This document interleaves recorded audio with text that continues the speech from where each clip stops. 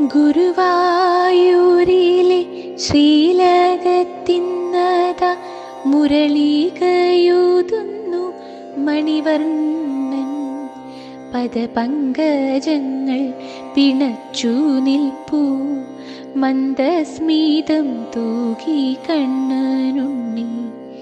പീലികൾ മാലകൾ ചന്തത്തിൽ ചാർത്തി രാഗവിലോലൻ നിൽപ്പതുണ്ട്.